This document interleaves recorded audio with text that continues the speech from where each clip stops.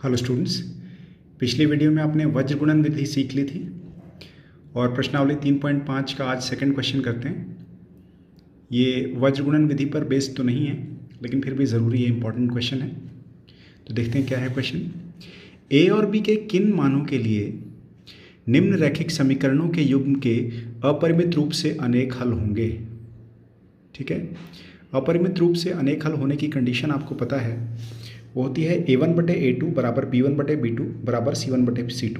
यानी कि तीनों जो गुणांक हैं उनके अनुपात बराबर हों अगर, तो क्या हो जाते हैं, अपरिमित रूप से अनेक हल हो जाते हैं, इन्फिनिटली मैनी सॉल्यूशंस हो जाते हैं।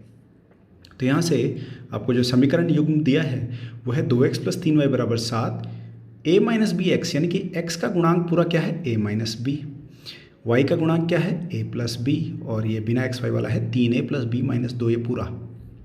तो a1 क्या हुआ, 2 हो गया, b1 y का गुणांक 3 हो गया, c1 हो गया आपका 7, a2 हो गया ये पूरा x का गुणांक a - b, b2 क्या हो गया, a + b, और c2 क्या हो गया, 3a + b - 2।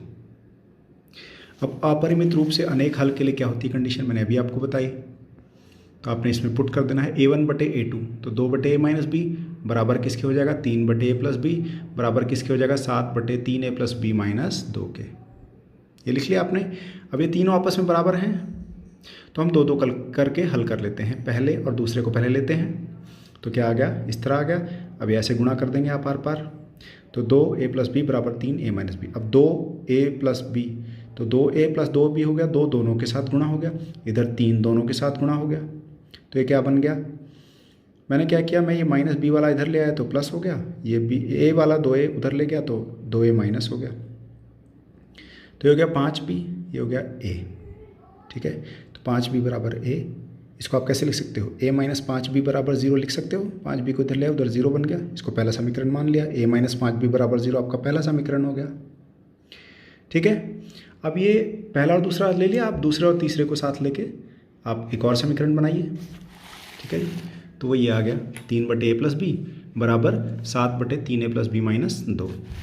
ठीक है, तो अब ये इसको आप इस तरह गुणा कर दें, बराबर 7a + b, तो 3 × 3a 9a हो गया, 3 × b 3b, -3 × 2 6 हो गया, 7a + 7b। तो 9a, ये 7a है इधर ले आए, माइनस हो गया, 9a - 7a, ये 3b था, 7b इधर ले आए तो माइनस हो गया, ये -6 है दूसरी साइड ले गए तो +6 हो गया। 9a में से 7a घटाए तो 2a हो गया, 3b में से 7b घटाए तो -4b हो गया, बराबर 6। ये दूसरा समीकरण बन गया। अब दोनों समीकरणों को आप देखिए, पहला समीकरण आपके पास है a - 5b बराबर 0, दूसरा समीकरण है 2a - 4b बराबर 6। और मैंने आपको बताया था कि सबसे उपयुक्त विधि कौन सी होती है, विलोपन विधि। तो विलोपन विधि से हल करेंगे। तो यहाँ पे आपके पास a और b, जैसे x और y आते थे ना दो चर, यहाँ पे a और b हैं, a और b का मान निकालना है। तो यहाँ a का गुणांक कितना है, 1 है, यहाँ कितना है, 2 है, तो हमें गुणांक बराबर करने होते हैं ना विलोपन विधि में, तभी विलुप्त होगा ना एक चर। तो हम क्या करेंगे, इस समीकरण को 2 से गुणा कर देंगे। 2 से गुणा किया तो यहाँ 2a आ जाता है, यहाँ गुणा किया 2 से तो 10 आ जाता है, यहाँ 2 से गुणा किया तो 0 ही रहेगा। दूसरे समीकरण को ऐसे ही लिख लिया और फिर घटाते हैं विलोपन विधि में, तो ये बन के देखिए। ठीक है जी, तो अब आपके पास ये क्या है, -10b + 4b, ये तो कट ही जा, -10b + 4b, तो -6b हो गया, 0 - 6 -6 हो गया, तो b आ गया -6/-6, तो ये कट के 1 रह गया। अब ये जो b 1 आ गया, इसको पहले समीकरण में पुट कर देते हैं, प्रतिस्थापित कर देते हैं। a - 5b बराबर 0 था, a ऐसे ही रखा, -5 × b, b कितना है, 1 है, बराबर 0, तो a हो गया 0 + 5 यानी कि 5 हो गया। ठीक है, तो ये बड़ा इंपॉर्टेंट क्वेश्चन था। इसका दूसरा भाग देखते हैं। के किस मान के लिए निम्न रैखिक समीकरण युग्म का कोई हल नहीं है, कोई हल नहीं है। तो पहले आपने क्या किया, a1 निकाल लिया, b1 निकाल लिया, c1 निकाल लिया, a2 क्या है इसमें, 2k - 1, b2 क्या है, k - 1, और c2 क्या है, 2k + 1। अब कोई हल नहीं है कि कंडीशन क्या होती है, पहले दो अनुपात तो बराबर होते हैं, a1/a2 बराबर b1/b2, और वो तीसरे अनुपात के बराबर नहीं होते। ठीक है ना, कोई हल नहीं है। तो ये लिख दिया हमने, क्या होता है, a1/a2 = b1/b2 is not equal to c1/c2। ठीक है, तो ये ऐसे लिख लिया हमने। अब हमें k का मान ज्ञात करना है, तो पहले दोनों को ले लिया, तो उससे ये बन गया 3 गुणा k माइनस 1 बराबर 1 गुणा 2k माइनस 1। तो ये 3 गुणा के 3k माइनस 3 गुणा 1 3 बराबर 2k माइनस 1। तो हो गया 3k और 2k इधर ले आए तो माइनस 1 है, माइनस 3 उधर गया तो प्लस हो गया, 3k में से 2k घटाए तो k हो गया, माइनस 1 प्लस 3 बराबर, ठीक है ना। तो अब आपने k पता कर लिया। अब आप ये सोचेंगे कि ये क्यों नहीं लिया। यहाँ से जब हम करेंगे तो k किसके बराबर नहीं है वो पता चलेगा। हमें तो ये चाहिए ना कि k किसके बराबर, जब k किसके बराबर वो आ चुका है तो उसकी ज़रूरत नहीं है ये पता करने की कि k किसके बराबर नहीं है, ठीक है ना। तो इसलिए हम वो छोड़ रहे हैं, ठीक है जी। चलिए, तो अब एक नया टॉपिक शुरू करेंगे। इसी में दो चरों के रैखिक समीकरणों के युग्म में बदले जा सकने वाले समीकरण। पहले वो देखने पे नहीं लगेंगे कि वो रैखिक समीकरण है, लेकिन थोड़ा हम कुछ उसमें पुट कर देंगे तो पता लग जाएगा, ठीक है। देखिए कैसे। ऐसे समीकरण लिखा हुआ है 1/2x प्लस 1/3y बराबर 2, 1/3x प्लस 1/2y बराबर 13/6। अब क्या ये रैखिक समीकरण है? सबसे पहले तो ये देखना है। x की घात नीचे 1 है, ऐसे 1/x है ना, तो 1/x को हम x की घात -1 लिखते हैं। 1/x था तो उसको x की घात -1 लिखते हैं। तो x की घात कितनी हुई? -1 हुई ना। लेकिन रैखिक समीकरण के लिए कितनी होनी चाहिए? घात 1 होनी चाहिए। ऐसी y में है, y की घात -1 है असल में, क्योंकि y नीचे है ना। तो ये रैखिक समीकरण नहीं है, दोनों ही ये युग्म रैखिक समीकरण नहीं है। लेकिन हम रैखिक समीकरण इसको बना सकते हैं। कैसे बना सकते हैं वो देखते हैं। आप क्या करो, ये जो 1/x है ये पूरा हिस्सा, इसको ले लो आप u, नया चर है कोई u, और आप 1/y को क्या ले लो? v, ये नया चर है। 1/x को u ले लो, 1/y को v ले लो, ये नए चर हो गए x और y की जगह।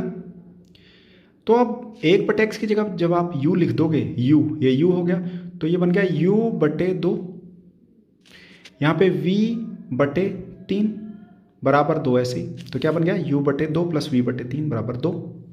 तो इसको आपने लघुत्तम लेके हल किया तो 2 और 3 का लघुत्तम 6 आ गया। 2 को 3 से गुणा किया तो 6 आया, तो u को भी 3 से किया, प्लस 3 को 2 से किया, ऐसे ये बन गया। 6 को उधर गुणा किया तो 3u प्लस 2v बराबर 12। एक आपके पास समीकरण बन गया। दूसरे में क्या बनेगा? इसको आप क्या ले रहे हैं? u ले रहे हैं, तो u/3 प्लस v/2 बराबर 13/6। पहला समीकरण तो जो भी आपने बनाया वो ये बन गया। दूसरा क्या बन जाएगा? 3 और 2 का लघुत्तम 6 आ गया, 3 दूनी 6, 2u प्लस 3v बराबर 13/6। ये 6 दोनों तरफ से कट सकता है क्योंकि दोनों ही 6 से गुणा हो रहे हैं ऊपर जाके, तो ये ठीक है। तो बचा 2u प्लस 3v बराबर 13, ठीक है। अब आपके पास 2 समीकरण आ गए। इसमें u और v है, इसमें u और v है, ये नए चर हैं u और v। तो क्या आप ये रैखिक समीकरण बन गए? u की घात कितनी है? यहाँ 1 है। v की घात कितनी है? 1 है। यहाँ u की घात कितनी है? 1 है। यहाँ v की घात कितनी है? 1 है। तो ये रैखिक समीकरण बन चुके हैं, पहले नहीं थे लेकिन हमने बना लिए। तो अब विलोपन विधि से हल कर सकते हैं। यहाँ u का गुणांक कितना है? 3 है। यहाँ u का गुणांक कितना है? 2 है। तो पहले समीकरण को 2 से गुणा कर देते हैं, तो ये आ गया 6u प्लस 4v बराबर 24। 2 से गुणा करने पे इसको 3 से गुणा करना पड़ेगा 6 बनाने के लिए। 6u प्लस 9v बराबर 39। फिर घटा देते हैं हम। अब घटाने पे क्या मिला? चिन्ह बदल दिया आपने, ये कट गया। 4v में से 9v घटाए -5v, 24 में से 39 घटाए -15, तो v हो गया -15/-5, माइनस कट गए, 5 × 15, तो v 3 आ गया। अब समीकरण 1 में प्रतिस्थापित कर दो, v कितना आया? 3। तो 3u प्लस 2 गुणा 3 बराबर 12, 3u प्लस 2 गुणा 3 बराबर 12, तो 3u प्लस 6 बराबर 12। तो ये 6 उधर गया, माइनस हो गया, तो u आपका आ गया 6/3 यानी कि 2। u और v तो निकल गए, लेकिन हमारे असल चर तो x और y थे। x और y पता करना है। तो u क्या था? 1/x था ना, u 2 है, तो 1/x 2 हो गया। इधर ले गए x को, गुणा हो गया, 2x बराबर 1, तो x क्या हो गया? 1/2, 2 नीचे भाग में। ऐसे ही v बराबर 3, तो v क्या था? 1/y बराबर 3, तो y गुणा किया तो 3y बराबर 1, तो y क्या हो गया? 1/3। तो ये ऐसे समीकरण थे जो असल में तो नहीं थे रैखिक समीकरण, लेकिन रैखिक समीकरण युग्म में बदल के हमने उनको आसानी से हल कर लिया विलोपन विधि से, ठीक है ना। तो आइए देखते हैं आज का आपका होमवर्क क्या है, आपने क्या करना है सॉल्व आज। ये आपके क्वेश्चन हैं होमवर्क के लिए। पहला तो वही है रैखिक समीकरण युग्म में बदले जाने वाले समीकरण। दूसरा है के मान निकालने हैं। अद्वितीय हल के लिए होता है a1/a2 is not equal to b1/b2। और तीसरा भी रैखिक समीकरण युग्म में बदले जा सकने वाले समीकरण हैं। तो ये तीनों क्वेश्चन आपने सॉल्व कर लेने हैं। ठीक है, तो स्टूडेंट्स आज की वीडियो में इतना ही। अगली वीडियो तक प्रैक्टिस करते रहिए। All the best.